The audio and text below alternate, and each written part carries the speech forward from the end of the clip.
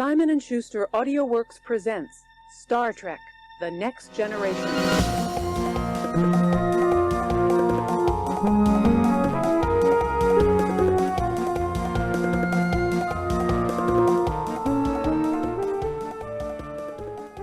Something about a countdown that does make me want to say go now, even though I don't usually.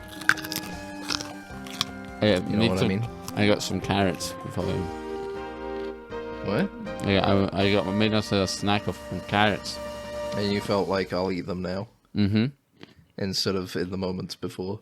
Because I was thinking I'm Bugs Bunny. That's what I was thinking of. You know?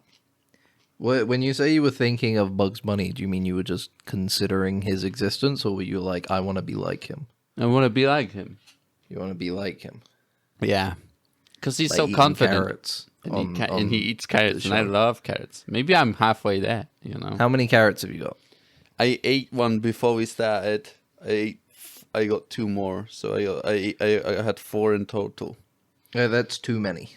What do you mean? I should just have one big one? Is that Well, what you... how often in a Looney Tunes cartoon does Bugs Bunny eat like 4 carrots? He's got like an infinite carrot. He like eats it and it's always there. Like, you know. Yeah, he it eats never- but he doesn't do that like 4 times in a short. Yeah, I'm not a Bugs Bunny. I don't have hammer space. I have to develop that in some. No, some but that's not what I'm saying. for I'm saying he eats meditation. one. He eats one, and then he goes, "All right, I'm good." Yeah. You've eaten 4. You're greedy. I You're haven't like eaten you're 4. like I Bugs still Bunny have- the greedy. I still have 2 more. I'm the evil Bugs Bunny. I'm the Greedy. He's just the negative Not colors. necessarily evil. Yeah. You said you ate 4. No, I have 2 more. I ate 2, and I have You've 2 eaten more. 2. And you're gonna eat 2 more. Mm-hmm. What, during the show? No. You're gonna be crunching. No. Yeah, you're done now. You're done. I realize that like maybe it won't. Some people are like iffy about mouth sounds, especially when people eat. But I did eat one.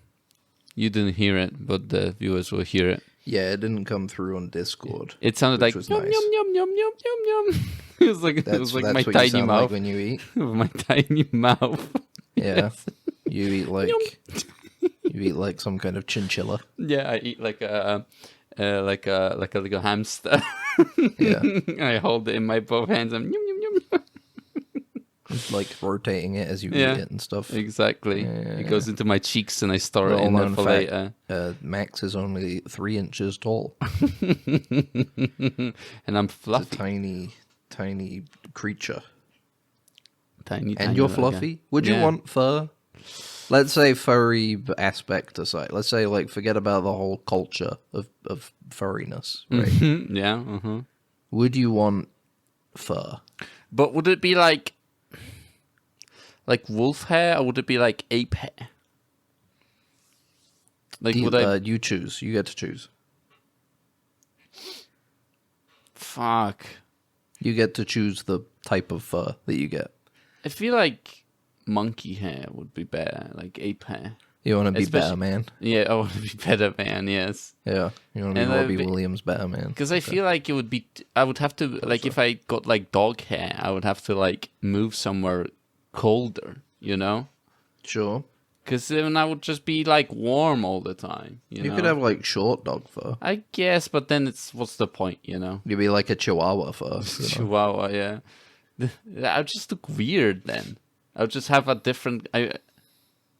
human with just short hair on over their body.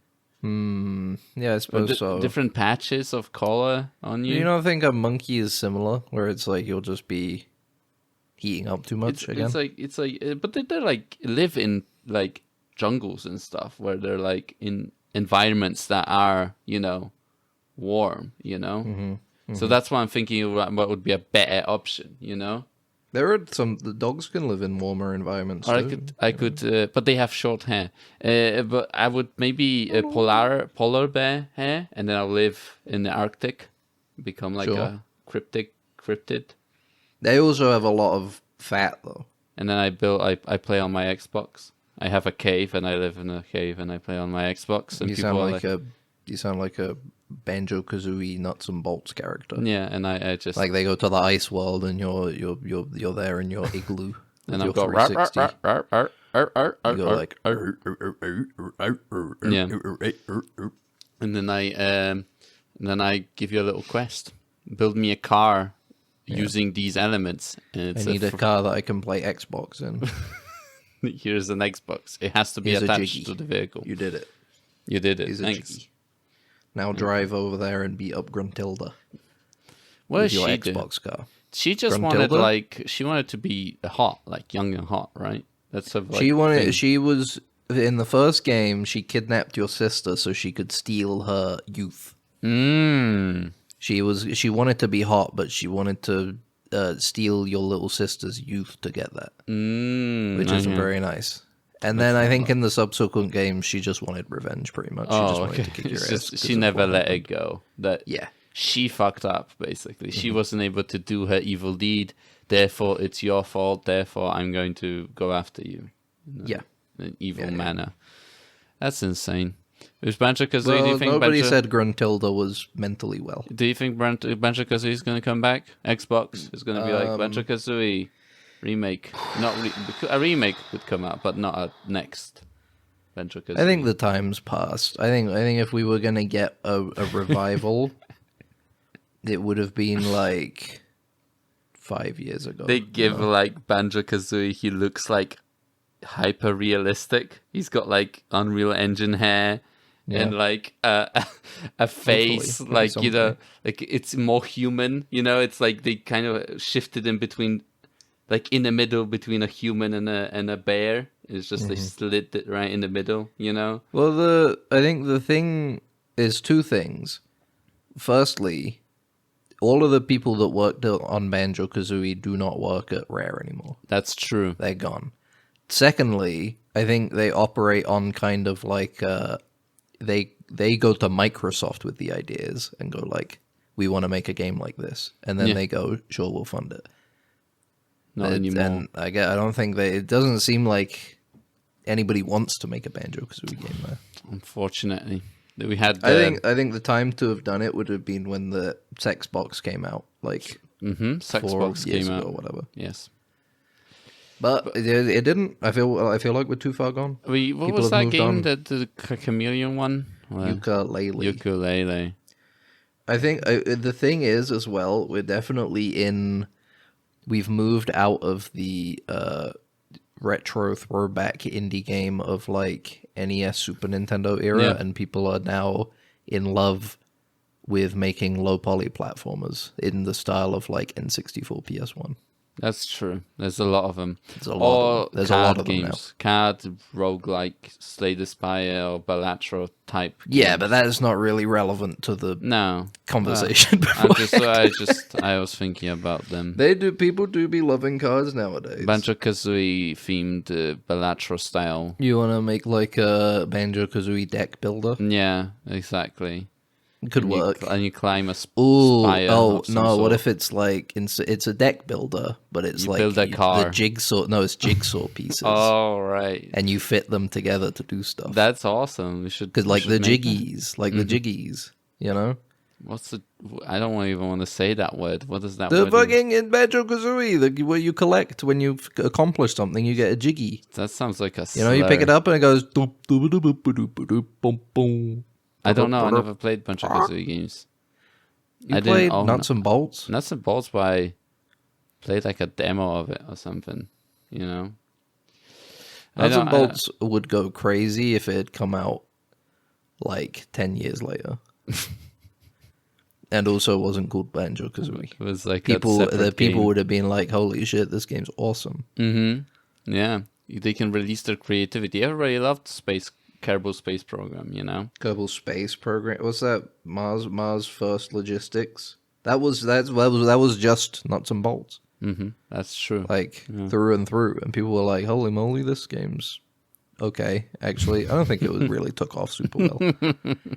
But it's like Roblox. People love Roblox now. Yeah, and Roblox is still style popular. games. It is insane Roblox is more popular than ever. Dude. there is like literal like companies, like teams of people. Yeah. You know, like making games. You and get like hired on a team to make games in Roblox. Yeah, you get like child labored into a team and they like exploit you because you're just a child. It's the most successful like commercial game maker platform thing. Yeah, absolutely. You know, People try it all the time, like Dreams or whatever on PlayStation. Yeah. You could do cool stuff in that, but is anybody loading up their PS4 to play another Sonic style like run fast game? No. Yeah, exactly. Who They're would have loading thought up. that? They're loading up Run from Diddy's House Party Yeah. fucking simulator and Roblox though. That's Queue for up sure. to see Shrek, you know, game Tycoon, because the Tycoon, there's a lot of you add a Tycoon at the end, and they go. And Roblox Fortnite game. has a lot of tycoon games. Yeah. I think. But yeah, it's because who would have thought that, you know, like Roblox, if they allow you to just leverage a actual programming language like Lua and Java, and allow people open creativity to do whatever they want with it, it will be successful because the tools And also are make powerful. it free for children. Yeah, exactly. I think that's And- the main thing. And also make it very easy to make money from it. Exactly, and Because it's got like the Second Life Linden Bucks thing. Right? yeah, that's true. Yeah. Where It it's has like they a buy Robux and then you get Robux and then Yeah. you convert Robux into money. cash out your Robux for prizes. you know? Exactly. But yeah, it is interesting how like child labor laws don't apply, you know, in a way there. Well, you know. It's so It's easy like to a exploit fun children way if to you make really money as a think about child. it, you know? Kids, here's the thing. Nobody bats an eye at child exploitation if the child is making decent money. True, yeah. Because then they start to go, wow, this kid's on the grind set already. yeah, It's admirable. in like a movie industry or something, you start working like on a show, and you're going to school in quotation marks, and it's on the set. There's a room where they like go over the homework with you or something. Do you think in 250 years, when it's too hot to go outside and everybody is either a factory laborer or a programmer, Yeah, instead of getting like instead of people pushing their kids to get like paper delivery routes, they'll be pushing them to get like menial Roblox jobs when they're like 13. I feel like we're going to that. Yeah, in a way, I feel like people are gonna play NPCs in online experiences as like a laborer. You know, You think so? I think that Yeah. will die with the AI. I don't know. I They'll feel die like when the AI is big. They'll take over the NPCs. I think what people won't be like, the thing that people will be like about, that there's like not enough suffering in an AI that just kind of does its thing, you know. Sure. I think you have to have a level of like base level of suffering for people to go to like, oh, this is cool, you know. But like with an AI, you're like, oh, this isn't realistic, you know. This isn't enough, you know. So they'll pretend to be NPCs online. I don't think that would work. I'm sorry to say. Well, we'll see. Because could you imagine how absolutely blasted out a child's brain will be in 250 years? They won't be able to play a role in a game for That's like true. an extended period of time. And so you think they'll be able to do Imagine a you menial, 40 like labor job of some kind in the future? Yeah. Imagine you Yeah. play at 45 years old Mm-hmm. playing GTA 7 online. Yeah. And you're running around, and the NPCs are like fucking with you, and just sitting there and not doing anything.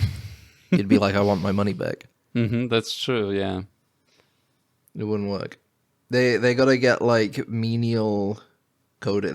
What they do is they do the thing where they From where Severance. yeah. They do the Get thing from Severance. Severance where they feed. The most they look recent at episode of numbers. Severance was pretty good. by I the way. didn't Did you look. watch I it? didn't watch it. I forgot I about watched it. it today. I liked it. It's good. We watched too I won't much spoil stuff. it for you. We watched too much shit this weekend Yeah, well, hello, on Dead well, Ensigns. Yeah. Hello, everybody, to the podcast where we watch too much stuff. I think. We watch. It's Oscar season. We got to catch up, Max. Yeah. I looked at the best picture lineup today. Do you want to know how many I've seen? How many? 3. Nice. I'm behind. When is the Oscars?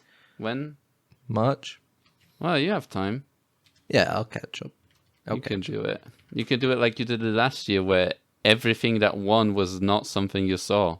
So, you know, That was Yeah. that was pretty interesting. I don't remember what won last year because here's the real thing: none of it matters, but it matters in our hearts, which is why we use it as a guiding star, a waypoint for what to watch, right? Mm-hmm. Yeah.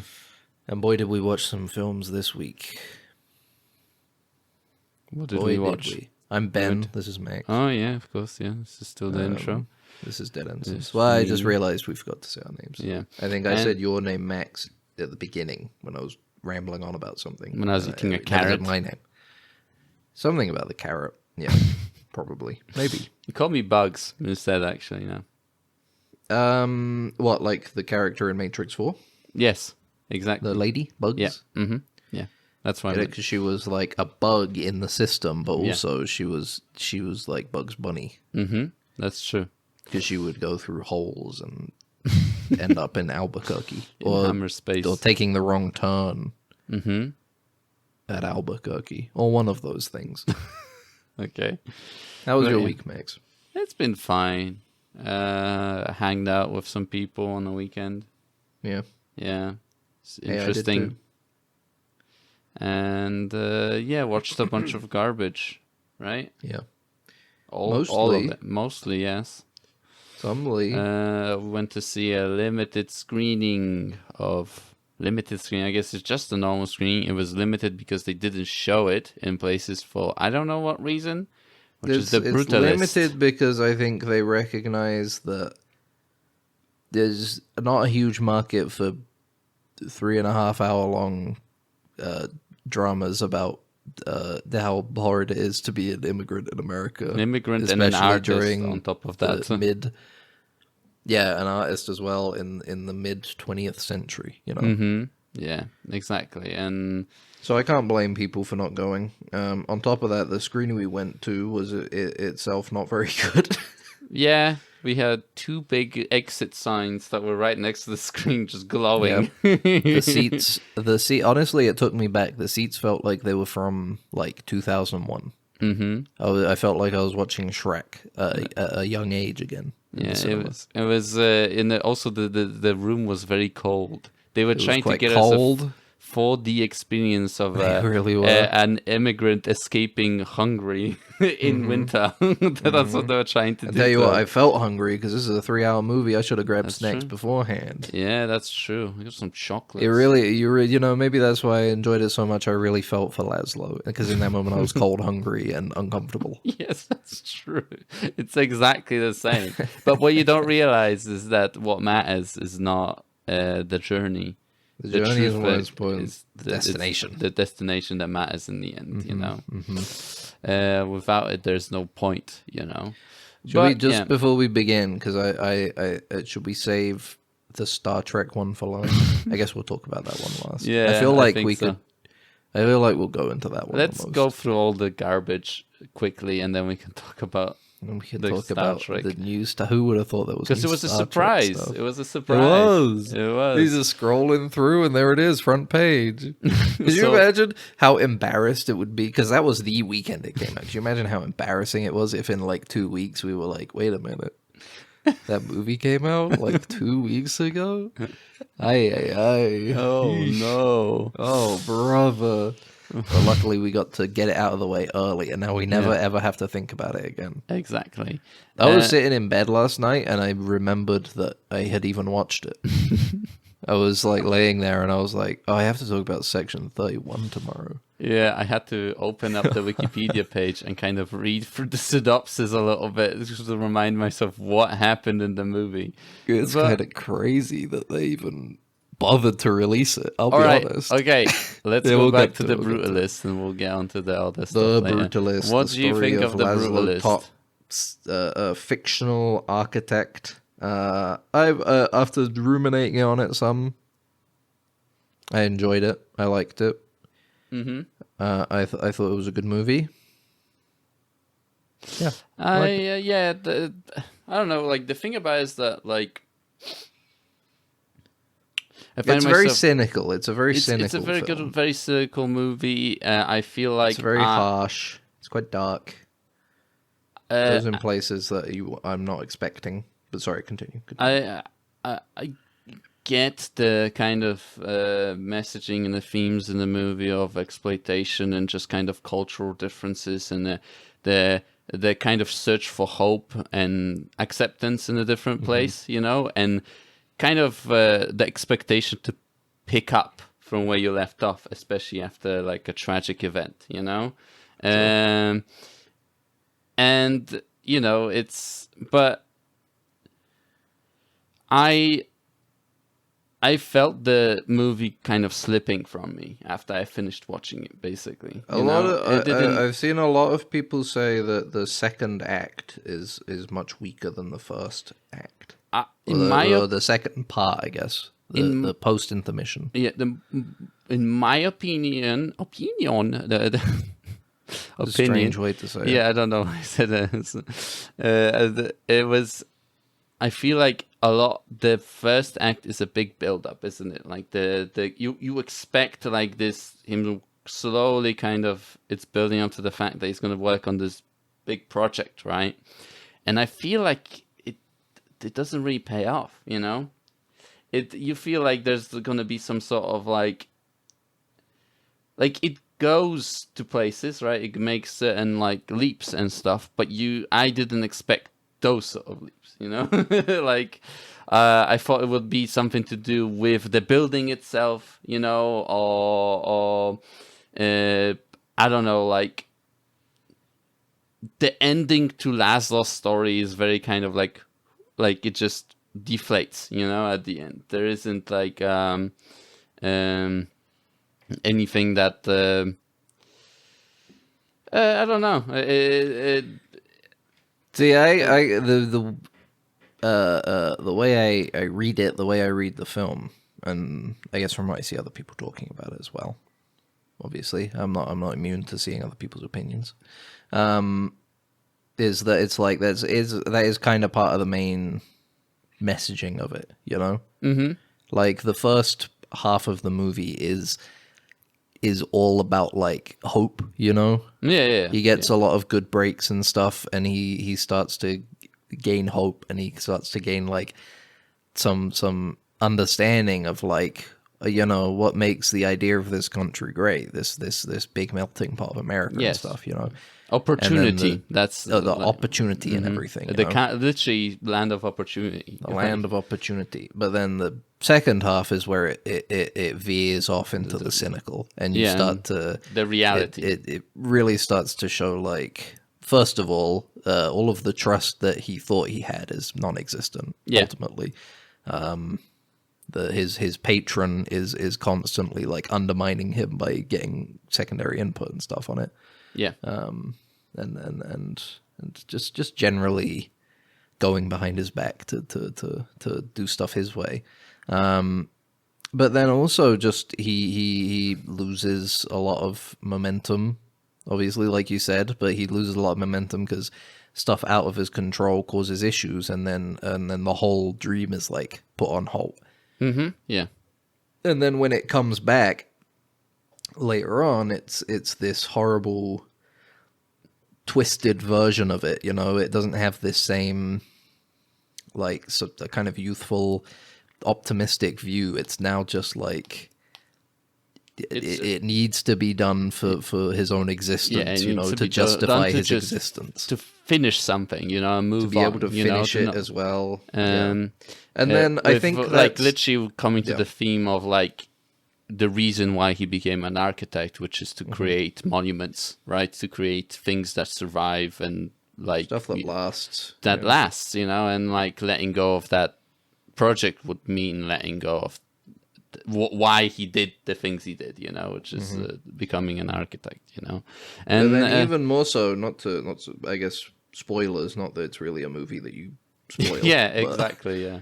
But you know, the ending is very grim. We jump forward like 20 years, and he's very clearly like had a stroke. He's like non-verbal. He's in a wheelchair, but he's at a point where he's at an architectural conference, and they're honoring him. Yeah, his life's long work, you know. And his niece has returned and everything.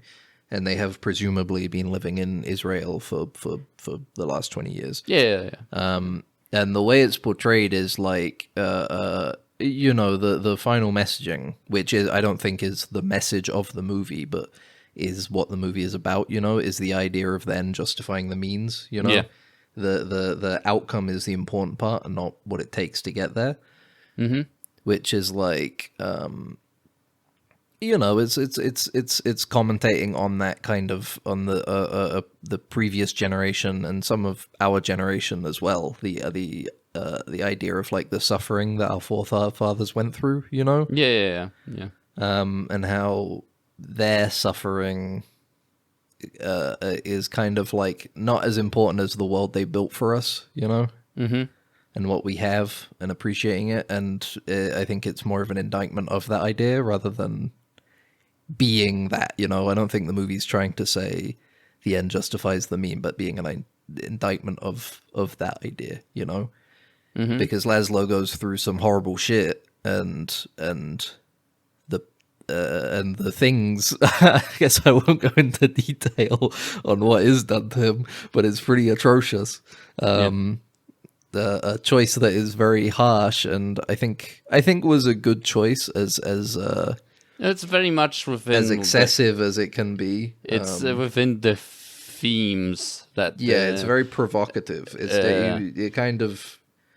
You know, you when you see what happens to him, you see it and you're like, I get it. You know, it's very on the nose imagery. You could say, honestly, yeah. It's like literally. Not that I have a problem with it, but it's like, there, you get it when you get it. You know, it is interesting to. It is I guess, a bit of a different story to when we kind of do like immigrant coming to America sort of story, right? Where we have seeing a journey of an artist that was renowned, right? Yeah. Like he's an architect that is renowned. He worked, he lectured in Bauhaus, one of the most prestigious like art, you know, institutes in Germany, you know, in Europe, honestly, with like its own art language, you know, and stuff like that.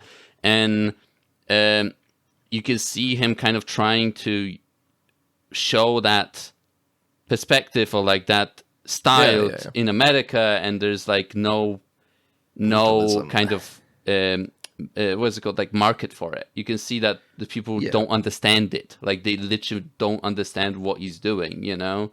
There's one guy who that his patron, you know, Van Buren, who wants him to make this big mega structure. He wants him to make this thing that's like, it's supposed to be a gym, memory, an auditorium, and a theater.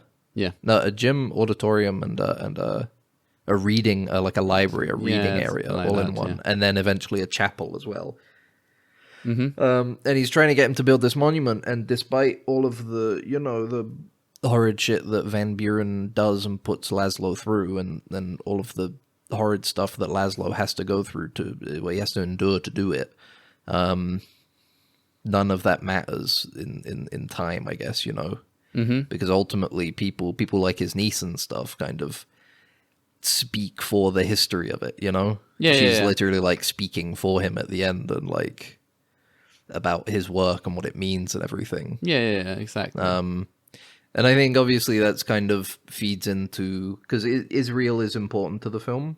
The movie has pretty early on like a news segment talking about the founding of Israel and stuff. And then eventually the characters escape there once America becomes, you know, too oppressive, too openly toxic, as it were. There is literally a scene where they call America a rotten country. They don't want us here, you know. And so they go to Israel, and I think to a point it is also kind of what the movie is about. It is kind of like the, you know, it's like it's I don't know. It's hard to talk about. You know, it's pretty low, not loaded. What kind of, like the way you can interpret it is the Jewish I don't people think it's being favorable. prosecuted for people, right? For Yeah, yeah, history, following one of the worst things that humanity has ever done, basically. Realizing there is no safety, in other places, and finding safety in their own place, right? That's what it kind of like. Yeah, but it's like the atrocities that they are doing in turn to secure that, Yeah, but the movie never acknowledges those atrocities. It's made No, to it doesn't, but it's as a part of a set story alongside those. of like they just went there. The movie never outright says it, but I think it's a fair reading when you to infer that from. But that's the narrative. thing is, will people read it about this movie like that within a context of 10 years in the future, 20 years in the future, right? Maybe. I guess I can you talk a lot about of my the own times reading you have now to and how I've experience seen other people reading it. experience the reading. Like, I do agree with you, like that. Yeah. It is, there is that mirroring of like Sure. a cycle of violence that then we do onto people that are coming right here to get exploited, whichever country, immigrants get exploited, then they not feel justified. That would be a horrible word, but like feel like they need to go somewhere else for safety, right? And Sure. and do violence onto, for example, these people. There is safety in being an oppressor, I guess. At the end of the day. Absolutely, and it's kind of, I guess you can see that within the patron, right? The rich guy that like uses Laszlo, right? Van Buren, yeah. That idea that he kind of feels a little bit threatened by Laszlo because of his position as an artist, Yeah. as a person of culture He has a lot of an envy for him. intellectual, and he literally has to physically punish him at one point because to push him down into the position of submission, because he can't do it intellectually, he can't do it on his level, right? But yeah, in general, like, it will. Yeah. It will be interesting to see how people will talk about this movie in the future, because I do understand that like movies are made within the context of the time they're made at, right? But I don't know. We'll see. We'll move on. Either way, I liked it. Of the best picture films I've seen this year, I guess it would be my front runner. You watch Sing Sing, right? You watch Sing Sing. Sing Sing is not up for best picture. Shit, best picture. I'm looking at lead actor. Yeah, I would say of the best lead actor, of those I've seen, I would say Sing Sing, because Coleman Domingo is very good in Sing Sing. All right. But I mean, yeah. But in terms of best picture, I guess it's my current front runner. I like Substance, but it's like, I don't know. I feel like The Brutalist maybe has a. I feel like in some ways A Different Man maybe handled a similar, not a similar premise, but similar themes in a better way, I guess. And The Substance is very fun and pulpy, but I think The Brutalist is it's a bit more nuanced. There's a lot of different ways you can read that film. Substance is very direct, and it does a good job of it. But it's very linear, I suppose. I don't know what I'm saying. Either way, there's that. But we did watch one other amazing Oscar-nominated film this weekend. You watch Emilia Perez, right? That's the one you're talking about? Perez. No, I'm not. What are we going to be talking about? Highlander? Highlander was great, man. Like, especially with the context I don't think it's eligible 1. for a 2025 Oscar. Or a 2024 Oscar, I guess. I always get confused about how the years are supposed to work. I don't know, man. Are these the 2024 Oscars, even though they're in 2025, or are these the 2025 Oscars, even though they're 2024 movies? Yeah. I guess they're talking about there has to be a cutoff, right? So the cutoff isn't within 2025, therefore, so 2025. All of the movies that are nominated came out in 24. I feel like there should be a different award like ceremony where they do all movies from that time and you judge them and you make a big list of them, like a decade Oscars. Yes. Oscars of the decade, and they shift around. Should they so shift far, down? I'll be honest. So far, currently, if we're talking Oscars of the decade, it's still tar for me. Okay, all right, interesting. That was a good ass movie. Emilia Perez. Mm-hmm. What do you say about a film like Emilia Perez? It's not particularly good. Yeah, it's there's the memed element of the movie, which is I was when hearing you guys talk about it, I thought there would be a lot more of that, but it does seem like people kind of latched onto the penis to vagina song is easily the worst song in the whole movie. Yes, and it's really like bad. If you're gonna grab a point to how bad horrible. it is, it's a really bad song. Yeah. But I mean, the rest of it isn't particularly good either. Yeah, the musical numbers aren't like great. Yeah, they're not, but they're also in Spanish, and the performances, we can judge them as English speakers, right? And that brings it down a little bit, I guess, and from having not watched other Spanish language, also I got musicals, I guess, Sure, I guess. I don't know. I think it's still fair to say that it's like, I don't know. No, I don't know. None of the songs were particularly catchy to me, I guess, at the end of the day. Yeah. Maybe they'd be more catchy for other people, but for me, personally... yeah, there is one catchy song, Penis to Vagina. Catchy in a sense. It's memorable. I don't know if I'd say catchy. Because this is the thing. The penis to vagina obviously is quotable. Can you think of the actual melody of the song? Penis to vagina. Da-da-da-da-da. There you go. That's That's not how how does the rest of the song go then? With that in mind, or something like that, because they're like going octoplasty, or hornoplasty or whatever. They're like, they're going like they're naming the different. I don't think that's how it went. I don't know, man. I know they started naming various facial procedures. surgeries. Yes, procedures, plastic surgeries. Anyway, the movie itself. I don't know. It is an interesting. This is one of those very good examples of you really shouldn't take the Academy Awards seriously at all. Mm-hmm. It is a lot of 13 nominations that this 13 nominations for.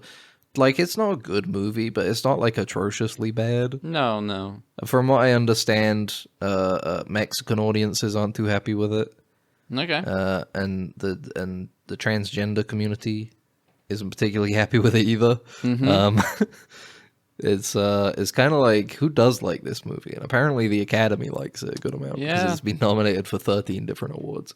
And you kind of watch it and you go, I don't know how it gets there. I don't know how it gets there. Yeah, I don't see what someone... I said that, jokingly, I guess I said that it's the Academy, I guess, is full of kind of theater kids, so they see a musical and they go ooh, yeah, that, as a spite to all the jocks out there, that we both are, right? All the jocks out there, all the chads that bullied those sort of people, back in their day, so they're nominating these sort of movies, for everything. But it's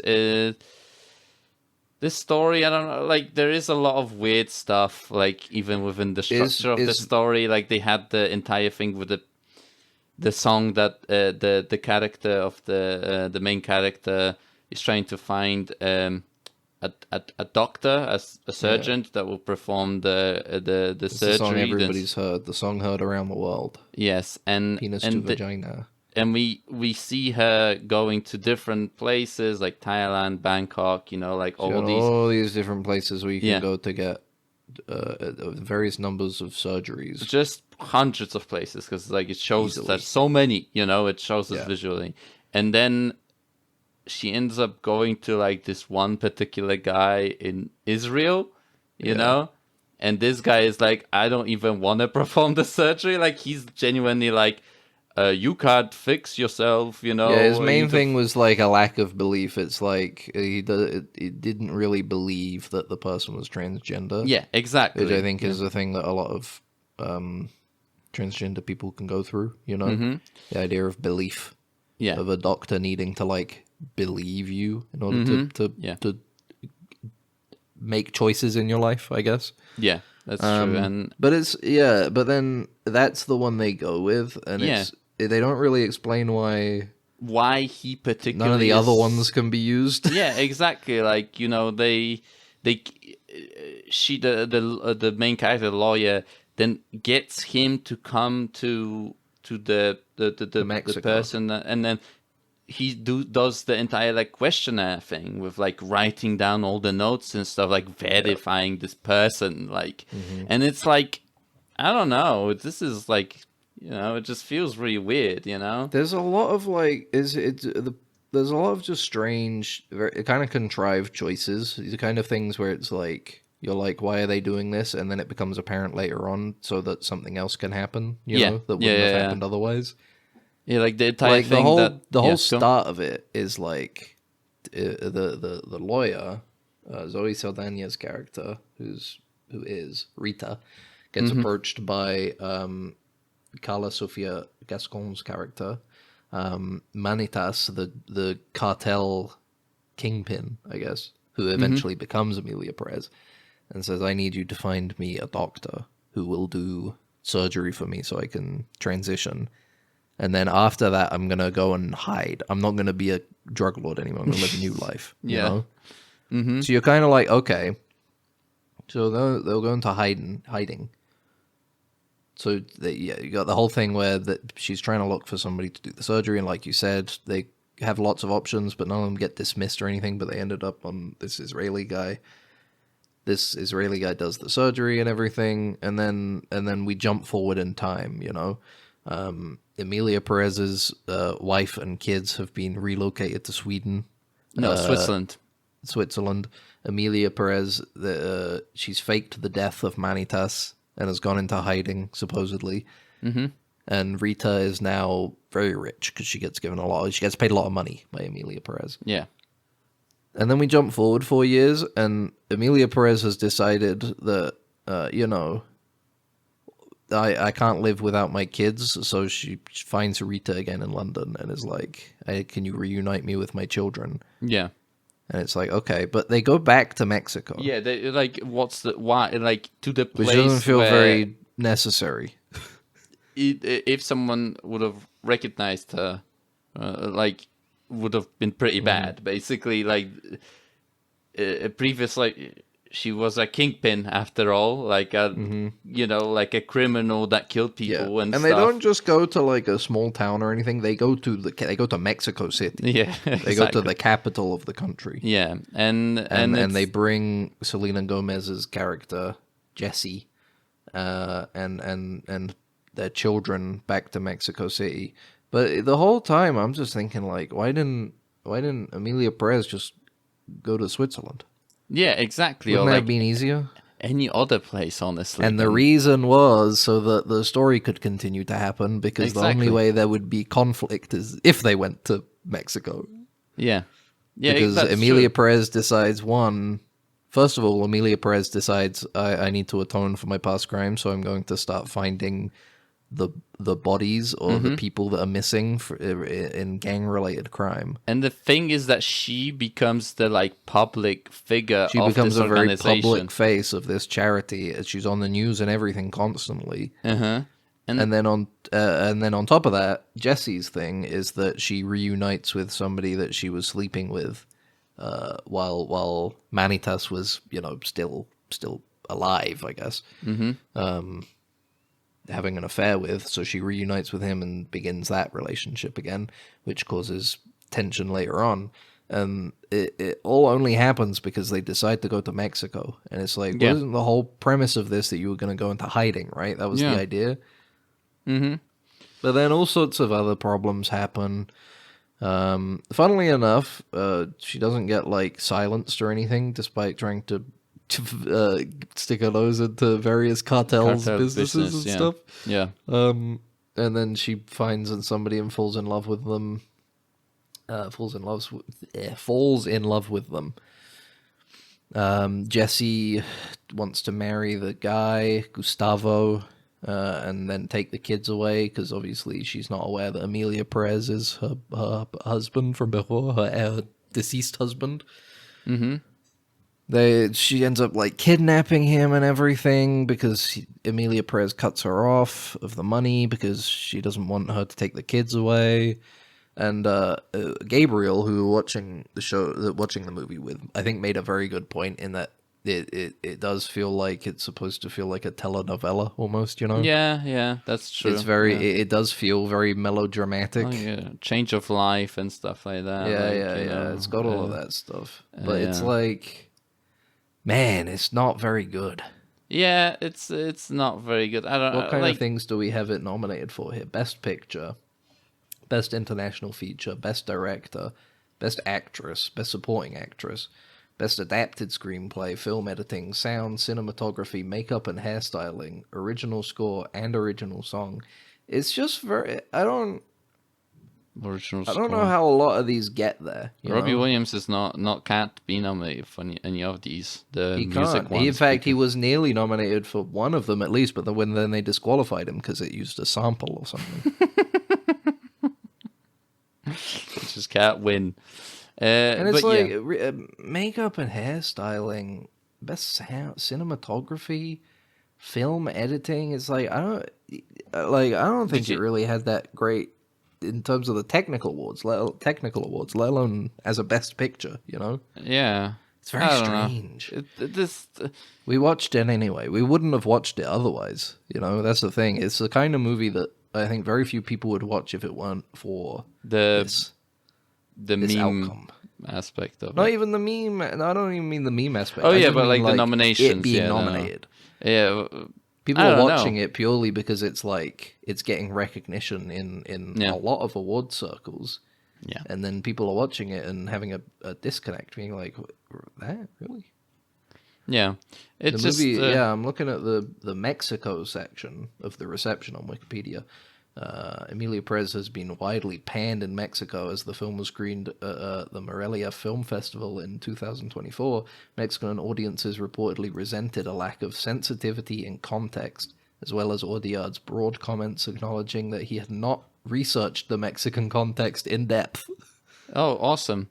Yeah, because it is like he just kind of went with it. He was like, "Yeah, I was laughing that it's like, oh, we should get a Day of the Dead, scene in here in a second, because like it felt like this is gonna be like, oh, Mexico, so there has to be like cartels everywhere and like people dying and stuff, and it's like, I don't know, it just feels so kind of reductive of that country, No, definitely. At this point, there's just so much of that stuff. Another story about cartels, like that sort of thing.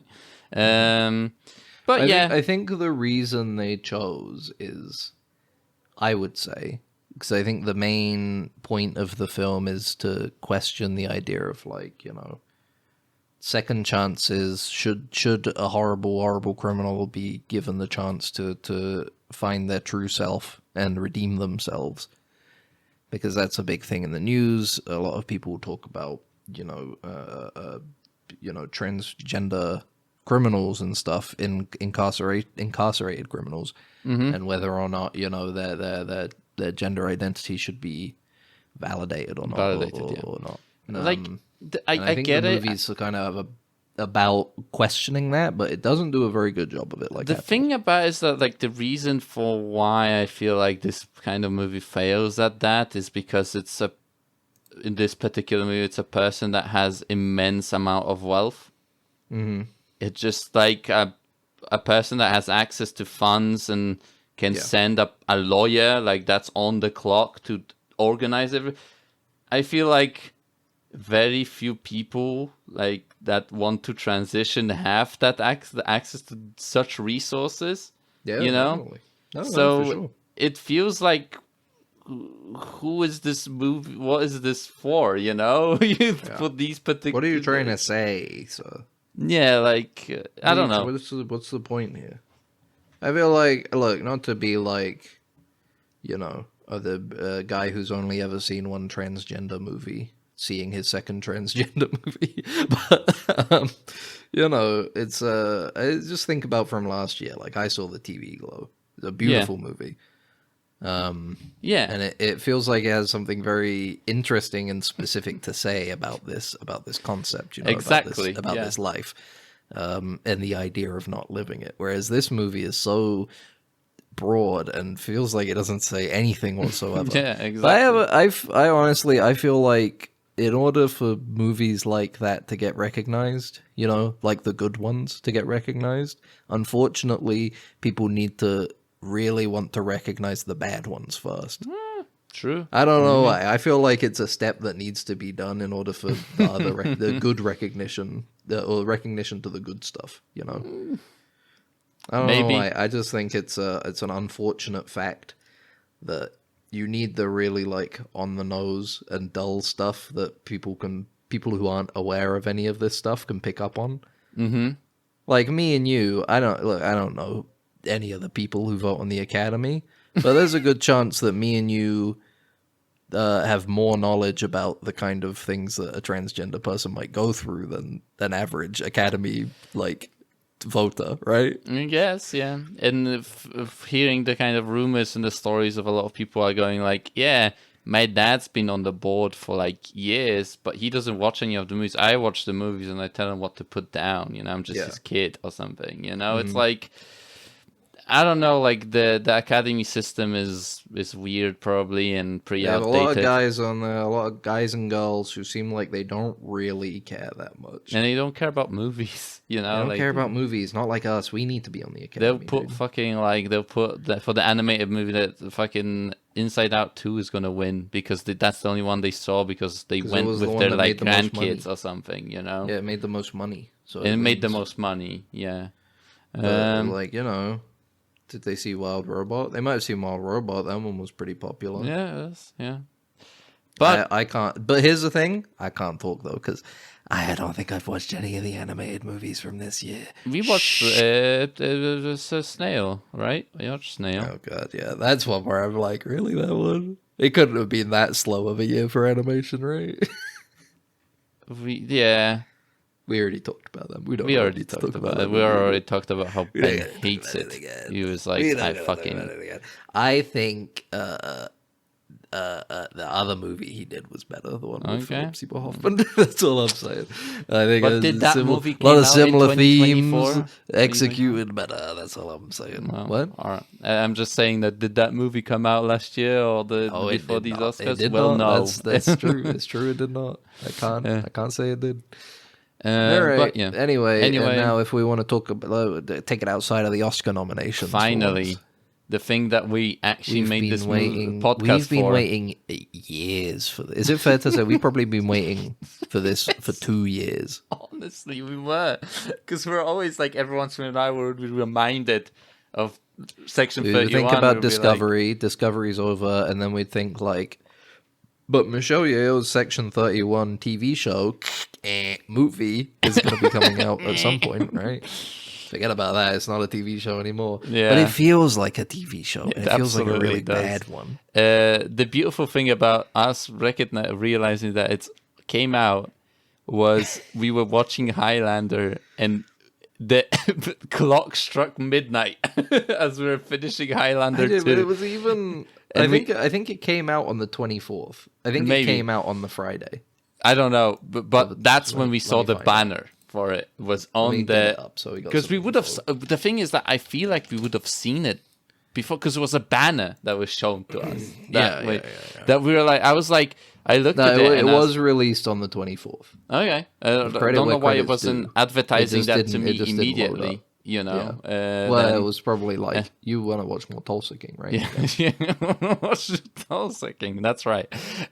But you know, the clock struck midnight. We finished Highlander 2, and I turn it off, and on the banner we see Michelle Yeoh. It's There she Section is. 31, and we're like, Giorgio oh, is back. this movie Evil is Giorgio out. is back. Who would have thought? After all this time. You know, I and can't believe it. I still am feeling like, really, that came out? And you know what? I still can't believe it because the movie didn't feel anything like Star Trek. it felt like Like, at all. It was like a really bad Rebel Moon spin-off. It did Yes. feel like Rebel Moon. Yeah, like that's 100%. especially the first scenes that we open up on the movie. Movie opens up when we see Michelle Yeoh doing her like emperor test as a teenager, where she As goes a to her home child, planet. she had to, she got sent down to her, but she returned to her home with her little brother and her sweet mother and father. Mm-hmm. I think the nicest people that have ever been portrayed in the Terran Empire. Mm-hmm. Yes. They're just so nice and lovely. They're on a planet on their own. Giorgio comes back and she's like, yes, me and the 800 other children who were in the test for being emperor, which I guess is a thing they do. Yeah. There were only 2 of us left. They go and have dinner. There's only 2 of us left. Me and a boy. And me and the boy are in love, by the way. Yes. We've actually basically married each other mentally. Anyway, yeah, there's just one more test to do. What's the test? Oh, don't worry about it. Eat your food. Slurp up the It's soup. fine. Eat your food. Giorgio, it's funny. Although every single emperor, we know the emperor really well, we've never known anything about their family. Yeah, that is funny, isn't it? It's weird. Keep eating your food. Don't worry about it. Yeah. It's fine. And Poison. Her last test was to kill her family. Of yeah, course. exactly. Very And- sad. Very sad. She goes out. She's met by an army of the Terran Empire people, and they go, "Great job, you did it. Thumbs up." Here's the other guy. He couldn't do it. He's a pussy. He can't kill his family. Yeah. He's your slave now. Do you want to brand him? She's like, "Yeah, sure." Brands him with a sword. Yeah, she brands him, but she leans says in. to him like, yeah, This is yeah. the crux of the film. He's like, oh, but we're still like in love, right? And she's like, no. And then that's it. She's like, nah, you're a pussy, bro. Yeah. And And she brands him, yeah. now we know the rest of the story. And now we jump forward. We get the most interesting recap I've ever seen. I think both of us remarked that it feels like the beginning of not even like a PC like adventure game. It feels like the intro to like a DVD menu game. Yeah, or like a game you would get in a cereal box, like yeah, something it was like that. so. It was written poorly and the graphics were terrible. And you had little clip arts of scenes from Yeah. the show Discovery, The basically. kind of ones where you're like, how'd they film that? Where'd they get that clip from? It doesn't really make any sense. But it turns out Giorgio, after going through the time hole to stop her from dying in the future, ended up about 40 years before Star Trek The Next Generation for some Yes. reason. Yeah, Apparently I don't that's know, the man. perfect time for her to exist to not die from being out of time and I place. don't know why this is. It took Who you guys knows so why? long to find what time this takes place in. Who fucking knows why she needs to be here in this time, but whatever. Yeah.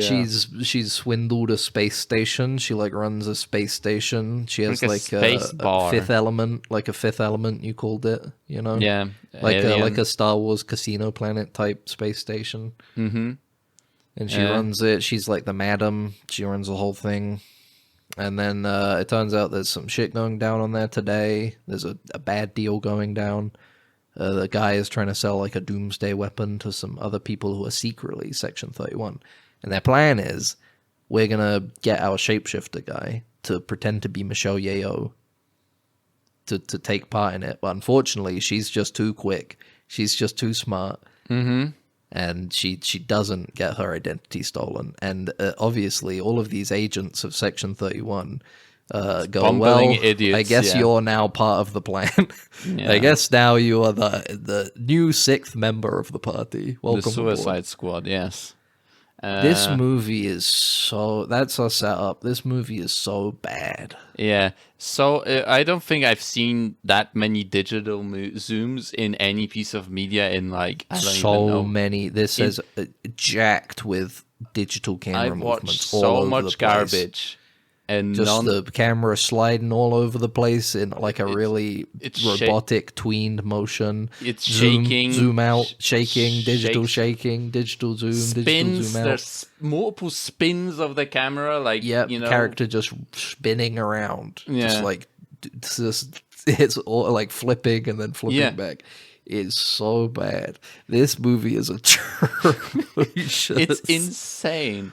And it's structured in such a way that you can feel where, because this was originally going to be a TV series. This is going to be a spin-off Yeah. of Georgiou Section 31. There is literal chapters in this movie, and they clearly were just episodes. They basically. are the most obvious, like, episodic cuts for each time. Each time you feel it. And each section of the movie feels like it has its own little micro narrative, its own little problem for like 30 minutes. Like you have the initial heist and stuff, and then you have them like get landing on this deserted planet, and then you have them like, oh, now we have to deal with a traitor. Now we have to go and catch up to the bad guys. Now we have to go and have our big bad guy fight. It's paced so horribly, and the thing is, it feels like nothing happens.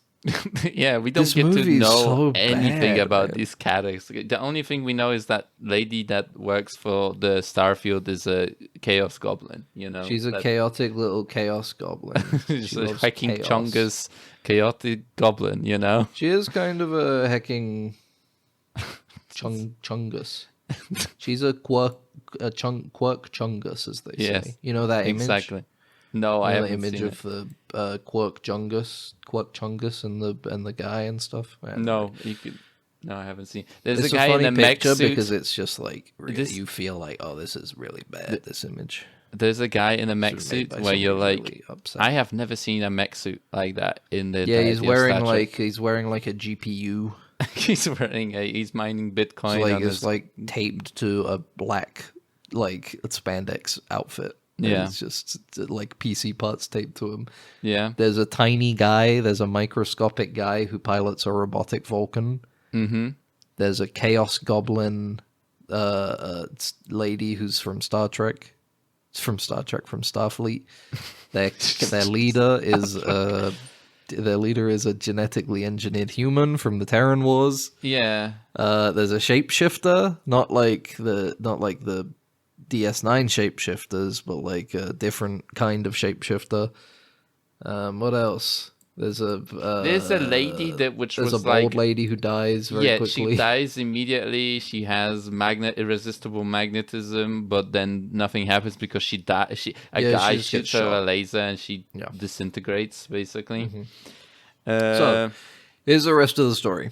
The deal goes bad. They try and get it off the guy, but then a third party turns up, some kind of weird masked agent. Who could it be? We have no idea. And he's thought of everything, and he starts fighting Michelle Yeoh. He starts fighting Philippa Georgiou. He ends up killing the bald lady and fleeing. He escapes with the weapon. They have to give chase. They end up on a planet. Turns out, oops, there's a traitor among them. Who could the traitor be?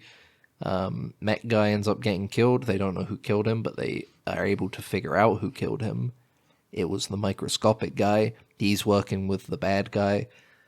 He tries to escape and does. There's a big, horrible there's a really bad chase. Yeah, Do you remember in the chase where they're on the platforms in the platform tunnel? elevators? Yeah, Oh my god, that looked terrible. yeah, it was like horrible, like green screen, like all of it just completely. It looked like actors green screened onto like an FMV video game background. And it like all the level of like all the 3D modeling or whatever, like it's awful. Like it's the same. Like it's just this movie quotation marks feels incredibly low quality for what, like, It's crazy. This is the first Star Trek film they've made in in ages. years. This is literal years since the last Star Trek film. Mm-hmm. This feels like they have to have had contractual obligation to release this.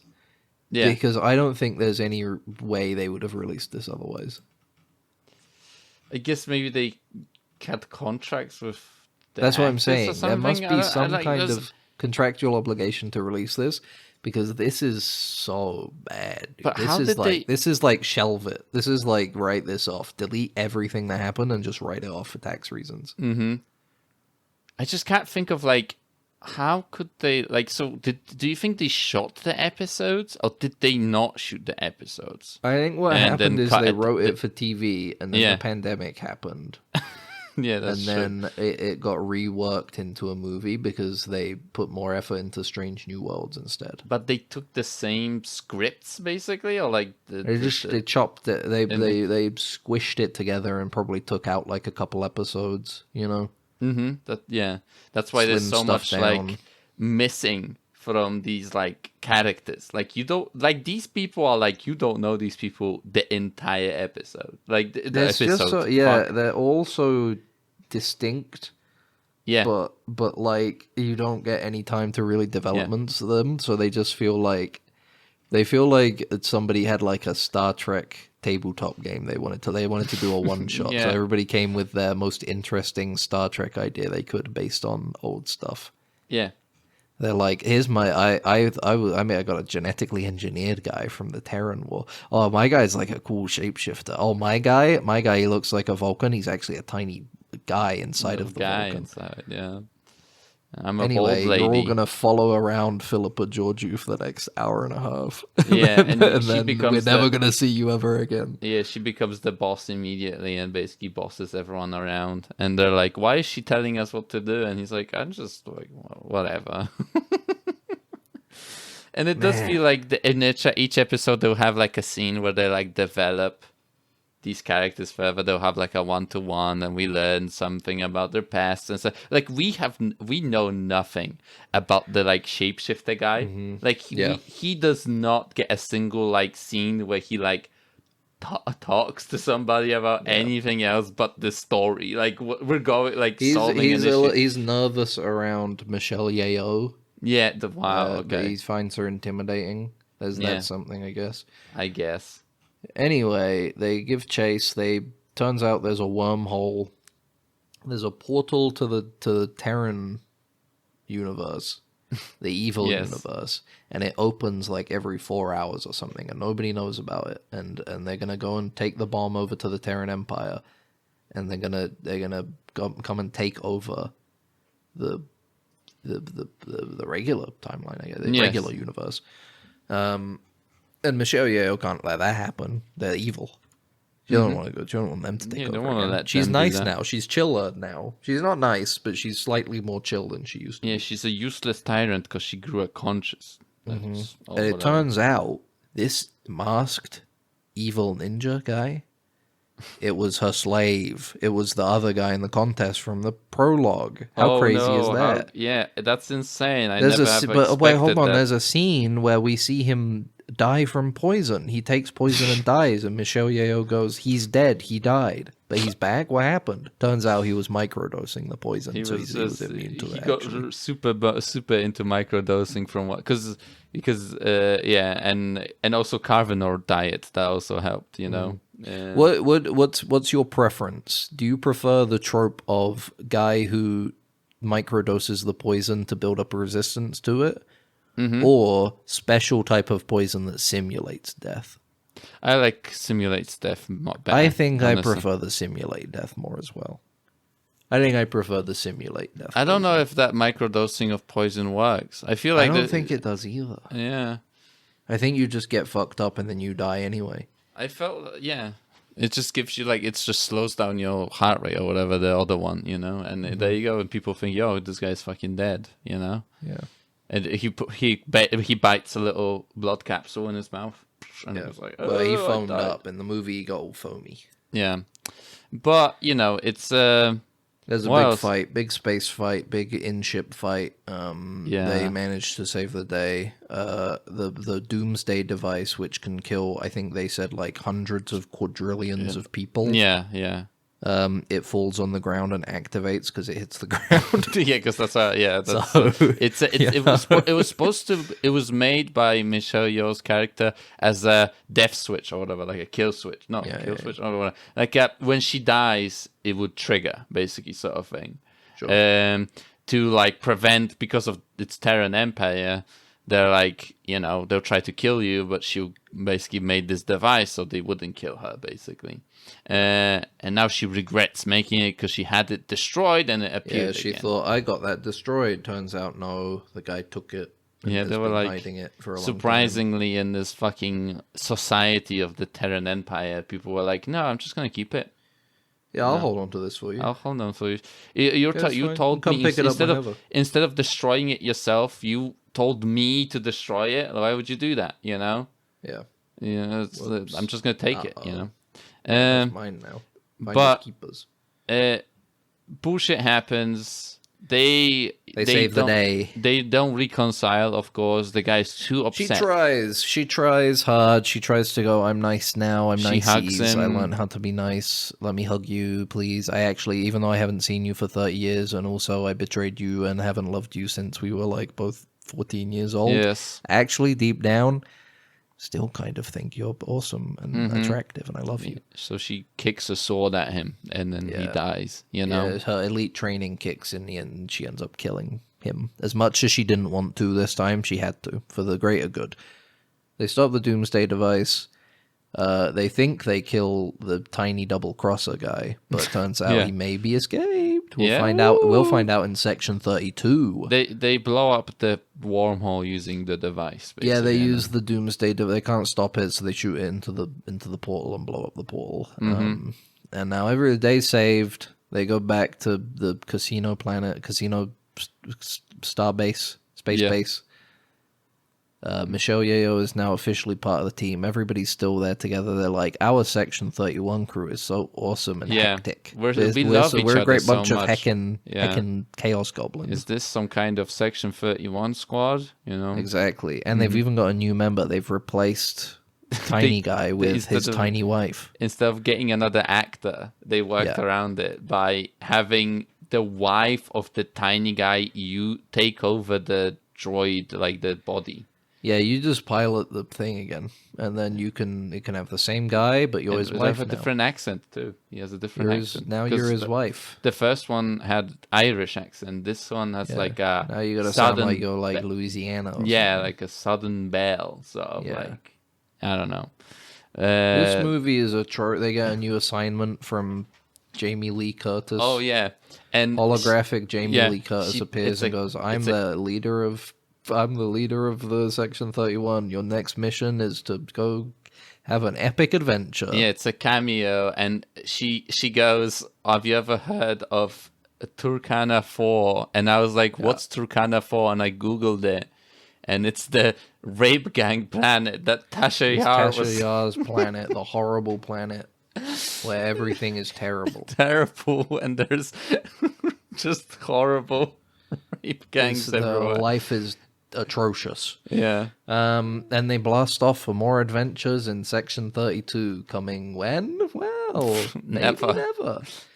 Well, the director, Ulsan Sanmi, he said that the door is wide open for additional Section 31 stories to be Oh, told after really? the film's release. The door is wide open. yeah. It There- certainly is wide open because the film is open-ended. Mm-hmm. The epilogue is like, and on to more adventure. Yeah, which But is this insane to movie, me. I don't think we'll ever see any of this ever again. I don't Yeah. think they'll ever talk about it. I don't think they'll ever reference anything from this. I think they're going to try and forget they made this and move on. Absolutely. None of this is entirely. going to come back in any way. They're not going to continue. Like, I was surprised that it ended with, and then more adventures can happen. Like, genuinely, I was like, really? Like, I was thinking that, like, Michelle Yeoh is going to be like, oh, I'm going to, like, retire or something and go to, like, a planet and, like, live there, or something. I don't know. like something else than this, you know? Them going like, oh, This movie is so like exceptionally bad. This Yeah. is like classic bad. mm-hmm. This is like the kind of bad film you look at and you go, now that's a bad movie. Mm-hmm. Because That's it's like just through. like There's nothing funny about it. It's boring. It looks bad. The acting is not particularly good. The action isn't very good. It doesn't feel like it fits into this pre-established universe anywhere at any point. it's just through and through terrible. yeah, like you said, it's like this doesn't feel like Star Trek whatsoever. Like, you know, it feels like a generic sci-fi movie, like something that would be on the channel Sci-Fi, you know, like that. Like it, it's insane. It is. Well, I guess we knocked something Star Trek wise off of our list, and looking forward to There Strange must New have been Worlds. some conversation like, can we not release this? Yeah, there must have Can happened. we get right? away with not putting this out? Because I think this would do more damage to our brand than good. That's why it was so like silent dropped, you know, like that. Yeah, People just wouldn't like have seen this shit. here's Section 31 movie. Everybody, bye. Yeah, Here you go. Have a look at this. Michelle Yeoh. She's back. Okay, bye. Jesus. How you know? did they do this? Let me look at some reviews, man. I want to see some reviews. What are the people saying about Section 31? 3 out of 10. Jesus, on We're sitting at IMDb. 23% Rotten Tomatoes. Please 17% stop on the doing Popcorn Star Meter. Trek. While it's now, this is from J. Brian Lauder from Slate. While it's now unavoidably and unfortunately canon, let's hope Section 31 was just a stumble on the way to better and bolder things. If this is what the Federation's underbelly really looks like, I'd rather it stayed in the dark. True. Thank you for that, J. Brian Lauder. The people do not like this, so this was a fresh one. The film, for that is what we have, is diverting, if sometimes frustrating. What does that mean? That's a fresh. That's from Robert Lloyd of the LA Times. I don't know if that's a fresh review. I think that's generous at best. Yeah. Yeah, Giving why us is a it spy fresh? show Yeah. in the Kurtzman universe is a win. Section 31 is a fun re-entry into the universe, so even if it's not perfect, it's well worth your time. That's from Alan French of Fandom Wire. I guess it is just 90 minutes. I guess if you have nothing better to It is do. 90 minutes. It's certainly 90 minutes. It I saw certainly is one 90 of the minutes. reviews quoted on the Wikipedia. Hold on, what was it? Because yeah, Daniel Cooper of Engadget called the film unwatchably bad. Which I For kind action of agree movie. with. I kind of agree with. With awkward and jarring pacing. Oh, man. Fuck me. Marketing. Out of place Beyonce track. Very Was there a Beyonce few, track in this movie? very few things in my life do I watch and I say, I wish I didn't watch it. I wish I had my time back, you know? Mm-hmm. And I still don't feel that way about this one, but I'm very close. Yeah, I live I without do so because I regrets. had fun watching it with you and laughing about it, Yeah, exactly. That's the... and recording this episode where we talk about it. Like I wouldn't want to trade that aspect, but if I didn't have that and I had watched this, if I were just like a Star Trek fan being like, oh, a new Star Trek movie, let me check this out. It could be enough for me to be like, I'm done with this stuff now. this is like a full on like, I don't think I can watch this stuff anymore if this is the kind of shit they're putting out, man. This is like your That's- last straw, basically. What's before you awesome give is up on that Star they Trek. this is what I was telling you, dude. This is why they made this movie, because Michelle Yeoh got super popular from Everything Everywhere All at Once. Yeah, definitely. Because you look at the main thing and it says at the top, Academy Award winner Michelle Yeoh in Star Trek Section 31. Everybody, Yeah, that's Check it true. But the thing is that at the same time, they silence dropped it. They didn't want you to see it, you know? no, I You know they don't want you to see. I'm saying that's why they made it. Oh, yeah. I That's guess. why they were like, let's do a spin-off because Michelle Yeoh is huge. She's getting big numbers. People love Philippa Georgiou, and she wants out of the show so she can be in some other movie, whatever. Some shit called Everything Everywhere All at Once. Who gives a fuck? Movie comes out. Whoa! We didn't realize we had a fucking superstar on our hands. Mm-hmm. Let's get this side project going. Oh, it sucks. Fuck. Yeah, they forgot. Yeah. Oh, it's really bad. What did we do? What do we do? What do we do? I guess we cut it down to a movie. We'll cut it out.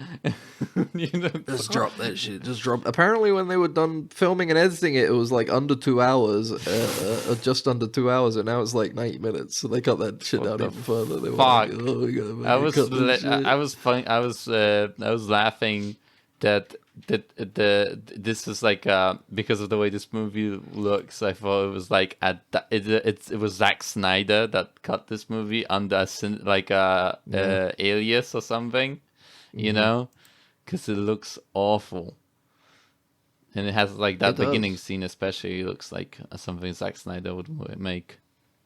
It does. This director, most of the stuff is all Star Trek stuff. There's a lot of episodes of the fucking, what's it called, stupid show that we hate, Discovery. Mm-hmm.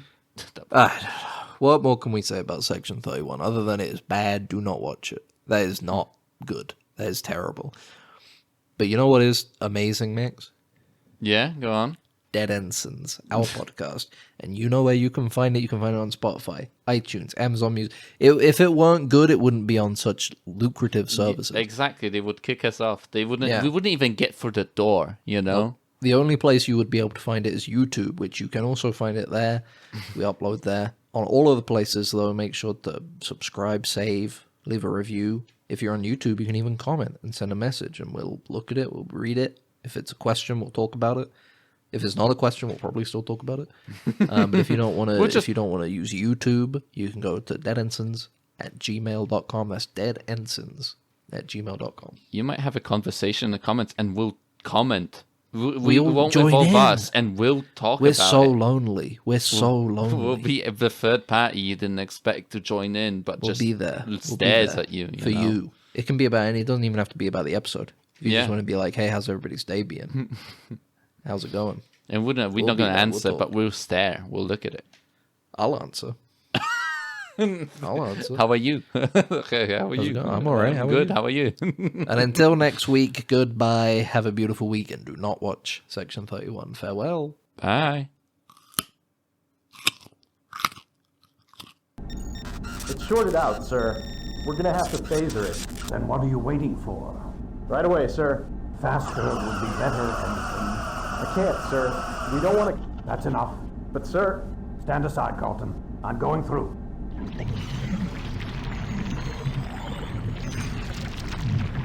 You're alive. Good.